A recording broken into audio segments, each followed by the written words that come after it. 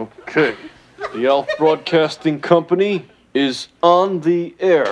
Recording at this end at a nice loud level. There we go. Recording your end at a nice loud level. Recording my end at a nice loud level. Well, I was about to say it was very Eno, but then you sort of went into something more akin to old Harry Seacombe's Up the Highway. There's a bright golden haze on the meadow. Now I'm imagining Alf on Highway, which is a beautiful image. Yeah, if he'd have kept on ITV throughout the 90s, it might have happened. Yeah. Anyway, as you were.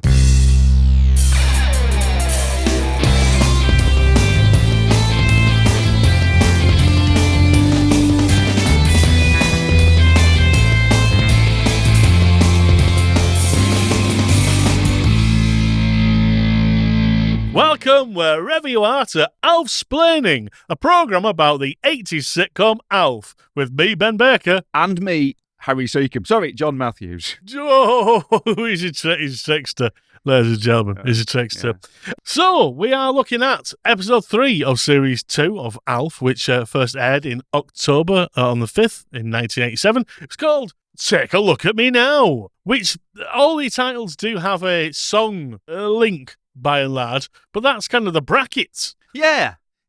Last week we had 2 titles, not quite a song title, and this week it's just it's the brackets from that Phil Collins song. So you know they're breaking with the format very slightly.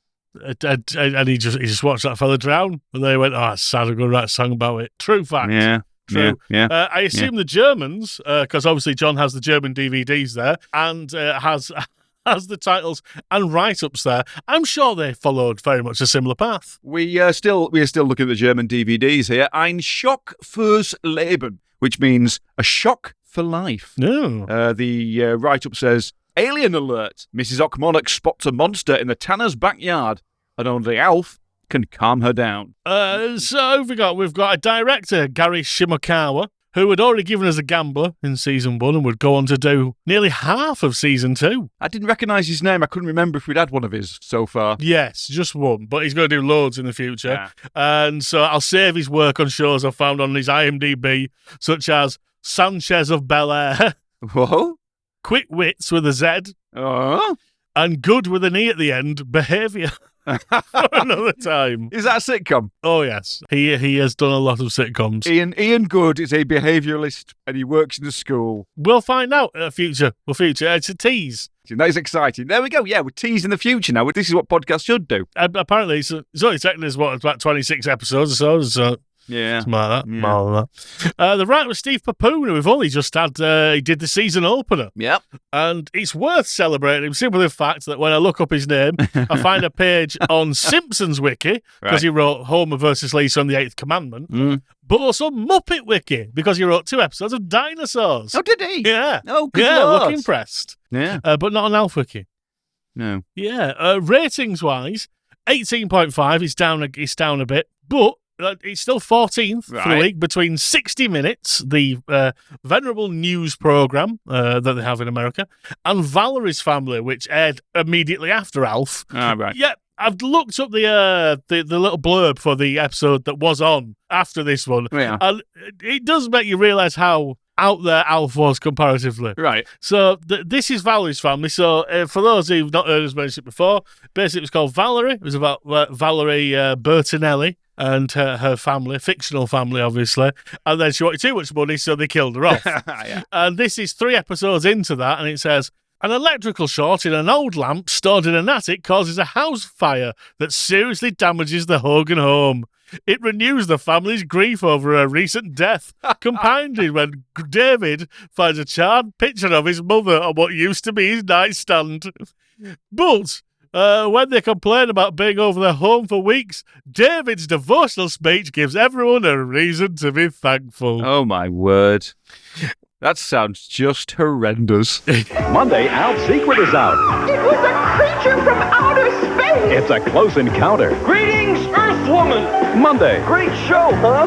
Then, a family in crisis. Oh my God, the house is on fire. Everybody, calm down. A family divided. Have you seen the people that live in that house? Are they okay? An unforgettable Valerie's Family. Monday. Basically, it's another Ochmonek spectacular. But as we'll find out, there's a little bit more meat on the bones than usual.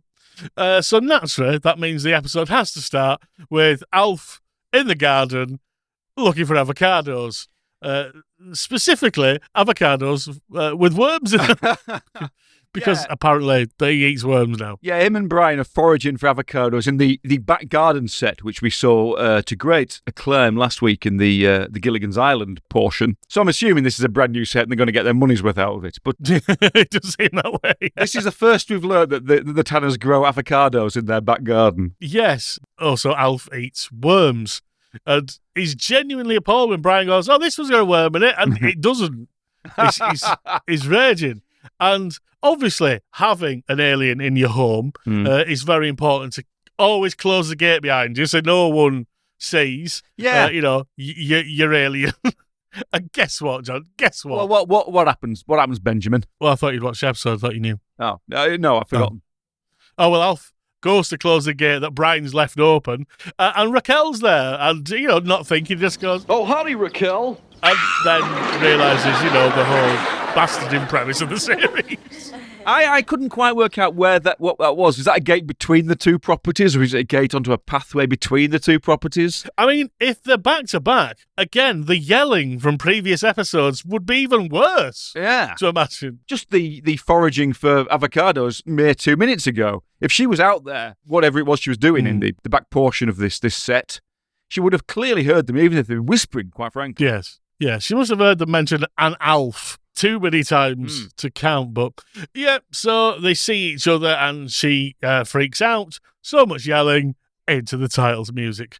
Which, have they gone back to the original theme? They have. The old theme is back after 1 week of a slightly remixed theme. Yeah, we've gone back to the old one for some reason. I'm excited by this theme tune roulette that we're going to be playing for the next few weeks to see which version of the opening music we will get. Yes. So we basically continue straight on after the theme. Alf running indoors, where Willie, once again in his Wild West Hangman's accountant attire, is and locks himself in the closet. Ah! Red alert! Red alert! Alien coming through! What was Alf running for?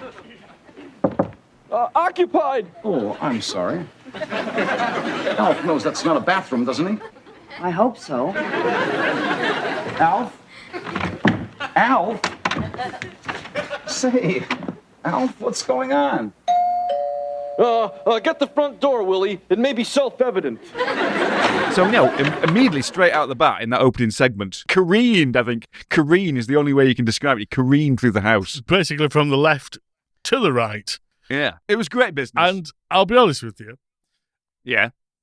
I think Alf does know that's not a bathroom. But I still feel he is capable and actively willing to do shitting in there. I concur. They didn't seem sure. Exactly. And after a year, you think they would definitely know where Alf will Todd. They've been ground down, and I think they're resigned to the fact that Alf will just do his leavings wherever he sees fit, quite frankly. I think that's a lyric in Nothing Ever Happens by Delamitri. Alf does his leavings wherever he please, and we all go along like before.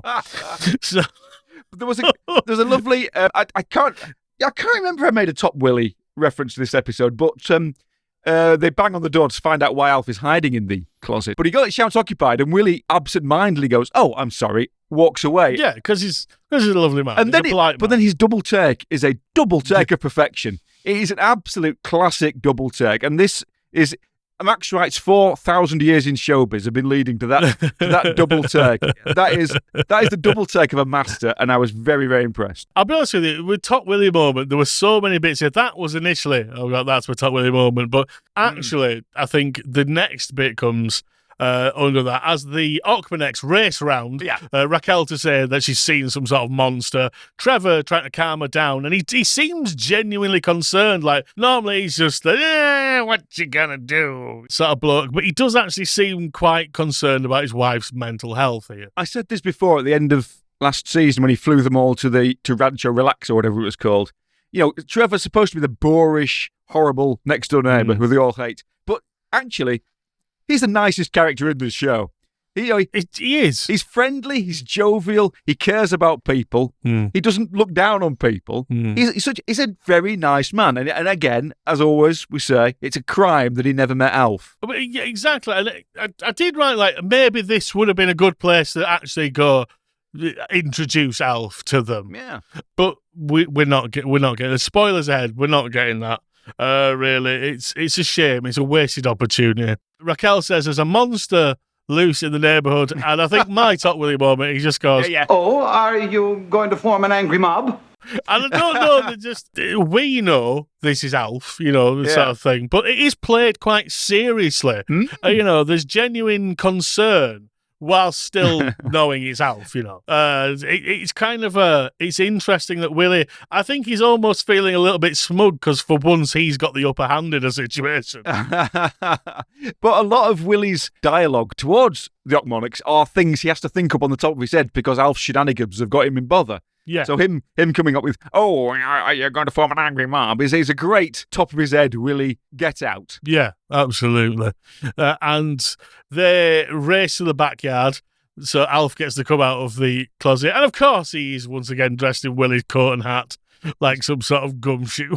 There's a couple of things in this scene previously, because Raquel said, I'm sure I've seen it before, which is a nice callback to She has. way the start of season 1. The pilot, she does. She sees him in the bathroom window, doesn't she? It's like we've got some sort of Alf universe, like the book that people are now referring to, so they can go back and check things. Al Jean and Mike Rice, the executive story editors on this new season, are maybe grabbing the reins and taking hold of things a bit more so that we do get some continuity between elements. Yeah, that makes perfect sense. And again, she's heard people bellowing in the back garden, apparently. Yeah, she's seen Alf in the house, and now she's seen him again in the garden. And she called the Alien Task Force last time, and she wants to call the Alien Task Force again this time. But she just knows the number. She knows, A, there is an Alien Task Force, and B, how to contact them. That's never been addressed. They must advertise on the telly or something like that in the Alf universe. They got the backyard where obviously the scene occurred. Oh, yeah. And the chewed avocados are proof that there is some sort of monster there. Which again, another top Willie line. How considerate to have taken a single bite out of everyone. Yeah.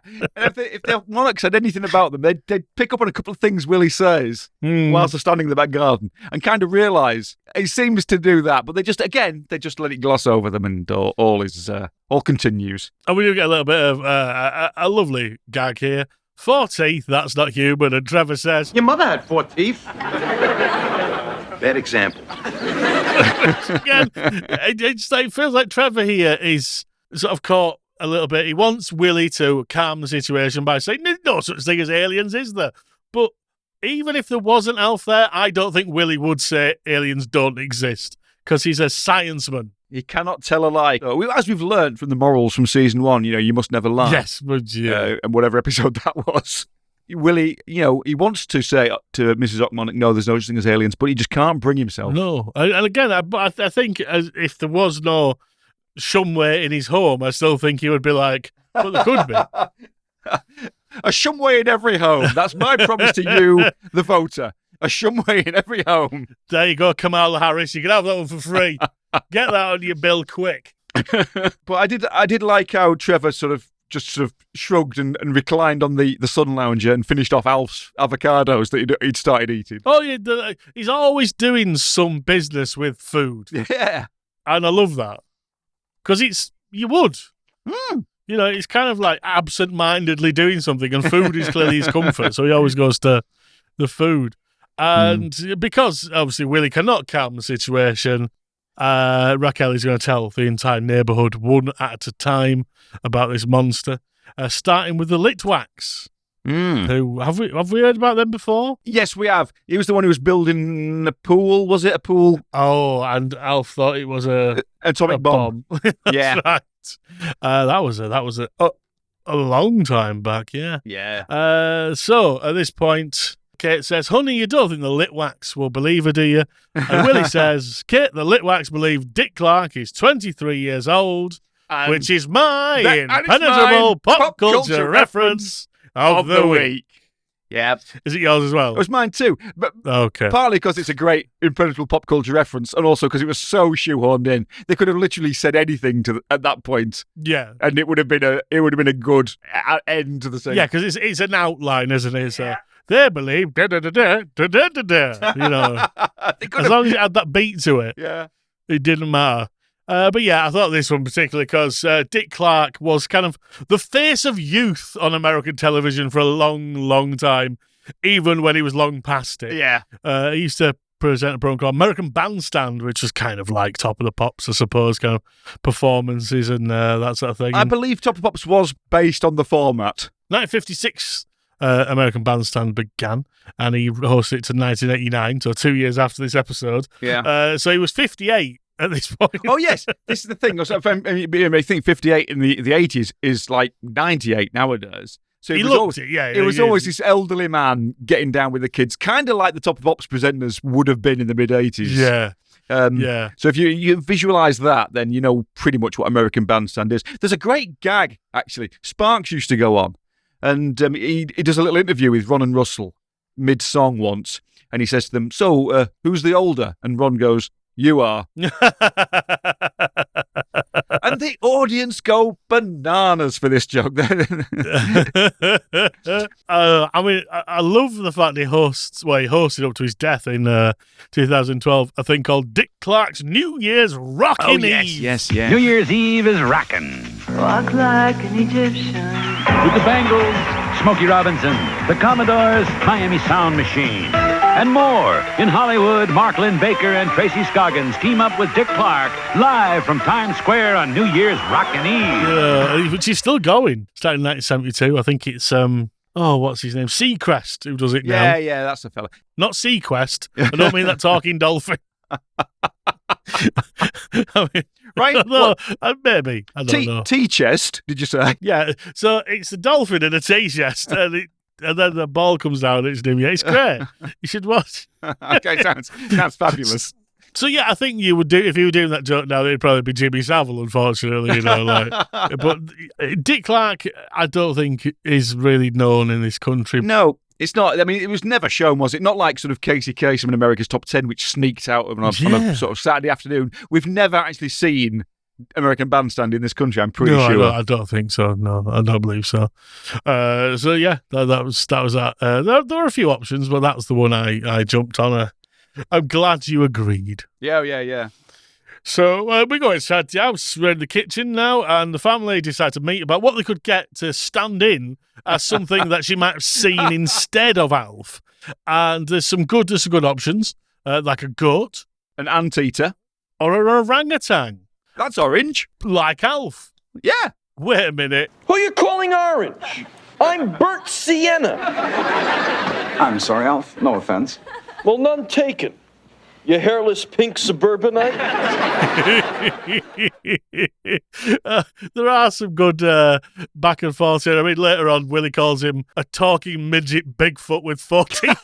It's great. His feet and his teeth seem to be very prominent in the insults in this episode for some reason. His nose as well gets... Actually, most of him gets insulted, doesn't it, throughout this episode? Well, yeah, absolutely. It's interesting because I suspect they're doing it to remind us that actually Alf is a very odd-looking creature because we're so used to him now. Well, we're so used to him standing next to Willie, who was also a very odd-looking creature. So. This is true. And he's burnt sienna to go with his burnt dog smell. Yes. Probably. Dog. So we're in the garage. We're mixing up the scenes. We're getting a bit of every room of the house, really. There's this thing, because they end that scene immediately saying, Alf, you've got to stay indoors now for the foreseeable future, which is no change. Oh, yeah, because in the next one he's going, I'm stressed because I'm under house arrest. It's like, what's different? Nothing's changed. And also, he's had to go from the house to the garage almost immediately. The next thing he does is leave the house. So, it's madness. Yeah, so... Anyway, we're back in the garage with it's false. It's a false pretense. Yeah. Of drama. But Willie and Alf are in the garage. Willie is fixing things, and Alf points out, "Hey, you're always fixing things." And Willie goes, "Because you're always breaking things." It was good. It was a lovely sort of little sketch. Yeah. Could have been in any episode, but it's just nice to see them hanging out and sharing banter again. It is. Genuinely, it's always nice when it's just Willie and Alf just kind of talking about not plot things. Alf says, I've been stuck in here for a month. And Willie goes, it's been 2 days. and to which Alf goes, so why did I carve 30 notches on the banister? To which Willie replies, because you're a vandal. Which is great. And it's just good stuff, just good back and forth. I very much enjoy. He's giving up trying to stop him. He's just that point of just pointing out his assholery. Yeah. Yeah. So Brian comes in with a post that Mrs. Ochmoneks is spreading around the neighbourhood, featuring an artist impression of Alf, which the actual Alf is appalled by. Yeah, he's not, listener, he's not appalled that his face is out there on all the telegraph poles. He's appalled that Mrs. Ochmoneks has made his ears too big. Yeah. Frustrating, we don't see the picture. It's like the Alf cake from season 1. You know, it was described and it was there on the screen, but we didn't see it. And there was no close-up. Yeah, it was very frustrating. I'd have loved to have seen that image. Yeah. So he goes around to tell Brian to go around erasing the ears off every poster, which I thought was rather lovely. And also suggested that each one was hand-drawn. Yes. Which probably was, to be fair. Trevor's not paying for a photocopier. And funnily enough, here is Trevor again, who is sad. I mean, he doesn't know what's going on, and Alf thinks, you know what, it's time to stand up and just admit that I'm here, and they have to deal with it. And then I don't know what makes him go, I won't bother. No, he just panics at the last minute. He bottles it and hides under the table. So. But yeah, we had Trevor, sensitive Trevor, briefly in season 1, where he ended a scene just by saying, I'm not a happy man. At which point the scene faded out. And he comes in again. He's a little bit, there's more to Trevor than meets the eye. Hey, Trevor, what's up? That's Raquel. She's driving me nuts. You know, she even made a sculpture of the creature out of mashed potatoes. That is pretty bizarre. Hey, watch it. That's my wife you're talking about. I'm sorry. And he says, you know, she even made a sculpture of the creature out of mashed potatoes, which is a fairly penetrable pop culture reference. Yeah, we all got that straight away, I think. Yeah. I think everyone knows that's a Close Encounters reference. So you don't expect to see this in a future scene, which you do. Yes. I'd like to point out at this point, I don't think we've ever referenced the actor's name. His name is John LaMotta. Yes. And it's the first time you feel like he could pop someone. And it turns out he's the nephew of Jake LaMotta. Is he really? Yeah, from Raging Bull, the famous boxer. Yeah. He is the nephew of Jake LaMotta. Well, bloody hell. I think it's because he's been a comedy character. He's just been a dude. You know, it's like, it doesn't matter what he's saying. He just comes in to be the antagonist. But in this one, suddenly there are more aspects to him. And he's talking to Willie about this when Raquel runs in excitedly to say she's been invited on the Lenny Scott show. Luckily, Willie hasn't heard of this popular local talk show, which seems to be basically a late-night calling kind of show, but on telly during the day. There was 2 things about this. One, she ran in shrieking, Trevor, Trevor. And Trevor perked up because he thought she'd come out of her slump. Yes. She didn't care. And he shouted, dumpling. He called her dumpling, which was lovely and charming. But also, we haven't done Willie's wardrobe yet, but certainly Raquel's wardrobe this week. In this scene, I put, she appears to be wearing an artist's smock and has just finished painting the ceiling lavender. Yeah, she does seem to be aged up, I think, more than the actress actually is. But again, that could just be awful 80s fashions. Yeah. I don't know. But as she rushes off to say she's going on this talk show, Trevor says, oh, don't. The name Ochmoneks always stood for class. It's funny because you say he doesn't. They're supposed to be, but yeah, like I say, they're the nice. Well, Trevor is the nicest person on this show. So I think he's very conflicted at this point, and I think I'm for once that's actually the point. Yeah. So I think because we cut to the next day and we actually get to see Lenny Scott's program on the telly. The television is being filmed just like it was in the soap opera episodes. Yeah. Which always looks weird. And we see Lenny Scott is this snide, toupee-wearing slime ball who's just basically been unpleasant to all of his guests. I'm not sure what this show is supposed to be a parody of. I don't know if it's like local cable access TV in the States or something like that. That was kind of what we're getting, but it doesn't look cheap enough as well. It doesn't have that horrible video look, that like what you get Manhattan Cable used to have that sort of thing, or what have you. Is Raquel on yet? Nope. Lenny's still talking to the fat lady. So you were Lady Godiva in a former life, huh? Your horse must have loved that. How would you rate this guy on a sleazeball scale? Oh, somewhere between Cheech and Chong.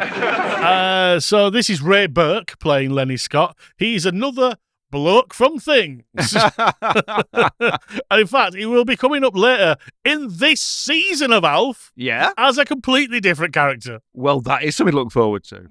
So it's very odd that they get these people in, but they think you know them and you're just like, no. Is he one of those, his IMDb page is about 6 years long and he's been one episode of every show that was ever made? 100%. So Raquel goes on. She takes her potato Alf. Oh yes, potato Alf, which the real Alf thinks is very accurate. It's me, only lumpier. It was. I hooted with laughter at that one. That was great. Again, Alf in this particular episode, because we know he's a knob, but he kind of facilitates between being a knob and being very caring. When he realises he's being a knob, he changes his behaviour, which is quite nice and quite thoughtful, I think. It has to be pointed out to him that they are mocking her and being unpleasant. Yeah. And then he goes, oh, all right, I don't like it anymore now. And he wanders off and the family continue watching the programme and a call comes in from a familiar voice to defend Miss Ochmoneks, and yet it still takes the Tanners at least a minute to work out who it is. We'll take our first caller. Oh, howdy. Howdy yourself. I want to say that Mrs. Ochmoneks knows what she's talking about. They're coming out of the woodwork tonight. Aliens do exist, and they've visited this planet many times. Although they don't drink the water. It's clearly Alf. Alf cannot disguise his voice. He's there, and they'll probably hear him bellowing from the kitchen anyway on the phone. But they're sitting there going, scratching their heads, going, "That voice sounds familiar." It's like, So they go in the kitchen, they find Alf. He's making the call. It's only when Alf slags off the host's toupee that they realise it's Alf. So that must be a regular occurrence. Yeah, and they cut him off. Effectively. And then Lynn comes in to say, you missed it, Alf. They just voted you Cuckoo of the Week. And he goes, again? Yeah, that was good. Which means Alf is very aware of this programme, clearly. There was Raquel was being interviewed on the show, and at one point, her bananas story became even more bananas, and the host wheeled down this sort of stuffed cuckoo to say, here's Mr. Cuckoo, and he wants you to be his mate, which seemed a bit... It didn't seem to sit right. But then the cuckoo went cuckoo, and the crowd, the small audience watching the Lenny Scott program, absolutely pissed themselves laughing. They were having a ball in that audience, and there's some very mediocre material. Yeah, so that's it. We're gone from the Lenny Scott thing. That's all you get from that. As we cut to another scene where Lenny's been taken out by someone called Lizard. I've forgotten what her boyfriend way back. It was Lash. Lash, of course it was, yes. But I'm guessing because these episodes are all over the bloody place, Lizard turns up later on. And you'd hope so, wouldn't you? It's very possible. There is an episode where Lynn gets dumped, which is episode 7, so maybe it's in that. It seemed to be they used Lynn and the teenage girl storylines a reasonable amount at the start of season 1, then she sort of got sidelined a bit. So she maybe they're bringing her back as a sort of a bit of variety in the pantheon of storylines. Yeah. I don't know, but it seems a long time. Yeah, well, she's not a wild child like many of the sitcom teenage daughters, is she? No, she's quite smart and with it, and then she's funny as well. She does some quite dry lines and delivered extremely well, and underrated character, I think. I agree 100%. So where is she off? She's going to see Inner Space. Well, she's going to see something about a guy being shrunk and then injected into someone else. It could be any film. I mean, it's in space, which came out the 1st of July in the United States of America, but only November 27th here, because that's what happened back then. So, I mean, had this been on contemporaneously, we'd have been like, huh? But it was probably shown about 3 years later on. Why is she going to see the Fantastic Voyage from the 1950s on a date? So Alf, of course, that's non-fantastical. Oh yeah, yes. A premise to him. I'd probably done on the spot. Well, yeah. But the point is also that Lynn hasn't had a lot to do for a good few episodes. So giving her some kind of storyline, even if it's just passing the time, it feels refreshing, to be honest. Yeah. So when he comes home dressed as a home bargains Indiana Jones, and everyone now thinks Raquel is nuts, and everyone starts thinking, oh, actually, that's not great, is it? They've discounted her, which is good. They've saved Alf's reputation and his secret, but to the expense of Raquel's reputation. Reputation, if you will, certainly. No, it's upset Trevor, who's had to go bowling to deal with his feelings. They're all talking in somber tones, and it's I can't remember if sad music actually turned up on this bit, but it felt like they were almost going to go into a very special episode about, I don't know, demented grandmas or something. But because it's Alf, there is a way out of this, and that is... Alf's got an idea, everybody. To set up a TV broadcast signal intrusion direct to a near catatonic Raquel's telly. Because, of course. I don't know. We see a lot of tape and wires. So you think, maybe this is a reference to the Max Headroom incident, in which two local stations in Chicago were hijacked briefly by someone with a Max Headroom mask on. And it's out there on the internet. It's been very much discussed. They never found out who did it. But that actually happened 2 months after this episode. Oh, really? So maybe they got their inspiration from Alf. That's a thought, isn't it? Yeah, so Alf has set up something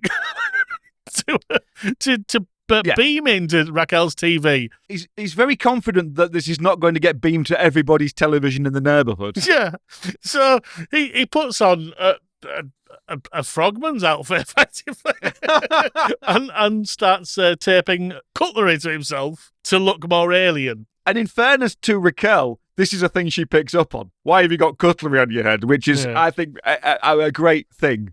Alf attempting to look like an alien just ends up looking like an idiot with some forks taped to his head. And also, Raquel in this scene, not unattractive. Bit weird. No.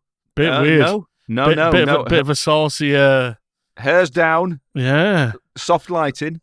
So, Alf sets up this thing basically to talk directly to her, and he's like, "Hello, Raquel, it's me, I'm real." And this is what he says. Raquel, I want you to regain your faith and imagination.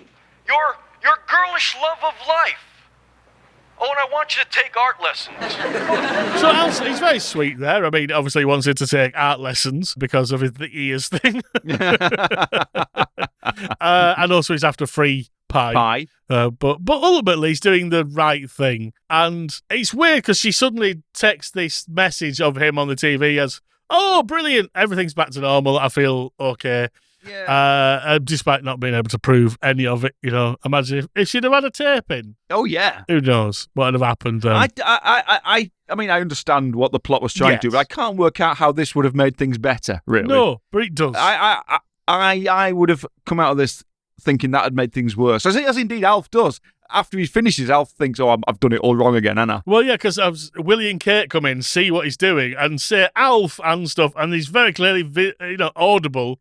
But that doesn't pick up. Raquel doesn't pick up on her neighbours' names being said. If Raquel can't hear them yelling in the nearby garage, she can certainly hear them on the telly arguing with each other live as she watches it. So, I mean... But they come in and they nearly ruin it, but they're ultimately proud of Alf for doing the right thing, whatever that is. Apparently it's something technological, which again we just assume Alf can do because alien spaceman. Yeah, it's fine. It's fine. So we have a little final scene, and Willie and Kate are playing cards in the dressing gowns. Yes. Again, this feels very much like sort of made up on the fly a little bit. Gin? Oh, Yeah. no. What do you have? I have 9, 19, 20, 39. Yeah, you owe me... $57,000. You settle for a kiss? No. So it's a nice sort of 3D kind of backstory between them. It gives them that level of realness, and it's a really nice moment. It's just very odd because Trevor knocks the bellows, obviously, and basically he's happy that Raquel's happy again, so they're off to dinner. And at this point, you go, well, do they eat really late, or do the Tanners just strip off very early? I don't know what's going on, but some pie has been put out, and who's got that pie? It's the old Alpha. TV Elf. TV Elf. And that's it. That's the end of the episode. Everybody's back to normal. I don't know how, but they are. Yeah. But again, it feels like this would be a great catalyst to expand the world. Oh, yeah, exactly. A number of people have met Alf so far, and the reaction has always been different. Yeah, and I feel Raquel wouldn't be able to know because she wouldn't be able to keep it secret. But I think at this point, if I went, Trevor, we'd like you to meet somebody, and then Trevor would get it. Yeah. And him and Alf would have don't tell the wife kind of adventures. That could be great fun, couldn't it? Raquel and Alf, the dynamic would be too similar to Dorothy and Alf, wouldn't it? Probably, yeah. Probably. But having Trevor on board and keeping it a secret would be great fun. Yeah, which makes me think that my MVP of the episode should be Raquel, but I can't not give it to Trevor. I just love the range you get from him. It makes both characters much more human when they're having a bit of a crisis, when they've gone from the wacky, arguing George and Mildred style neighbours to not massively different, but a little bit. John LaMotta is a much better actor than this role gives him credit for. Yes. If you see what I mean. And I suspect he played this role in a lot of things. Yeah. This sort of wise guy. Well, yeah, I kind of agree with you there, but I will give it to Raquel because we saw a lot more of Raquel than we normally do of her. It was a Raquel episode, basically, so, Yeah. She was always a joy to watch. Yeah. So that's it, really. All I'm going to leave you with is a featured review from IMDb. Bevo13678 seems to have reviewed every episode of Alf. He's a great. He knuckles things down to the bare essentials of the episode. I don't know why we're thinking it's a he, but good point. They. But what have they got to say about this one then? Well, it's a 10 out of 10. Of course. And they like the bit where Alf nearly gave himself away. Hope the neighbours don't dob him in. Dob him in. That's quite a British phrase, which made me think this must be a British person, yeah? Yeah. So, we're learning, aren't we? Yeah. And we'll learn more. And if you want to see what we learn, go to Alfsplaining on all the socials, on the X and the Ys and the Zs and the Instagrams and Facetime-books and all that sort of malarkey. Yeah, there's lots of social media content out there. We always screen grab the episodes this week so you can, analyse and take close-up looks at Alf's nose. Dangerously close-up. And things like that. There's some bit of stuff on there. We've been putting a bit of stuff out on the Patreon, Alfsplaining Extra this summer. Yeah, some fantastic bonuses on there. I mean, it's stuff we've made. I shouldn't say that, but I think we're getting into the side world of the Alf series, and it's the character in general. We're on the one that we're slipstreaming through the episodes here, but if you venture behind the velvet rope onto Patreon, you'll hear all the stories about Alf's side projects of the time and assorted crazy stories. I don't. There's not a lot more you can say than that really about this episode. It's good. No, there's really not. So next time I have been a worm in some zucchini. Oh no, it's avocado. Yeah, they're avocados. Well, I have been a hairless pink suburbanite. Business as usual. Goodbye, everybody. Goodbye.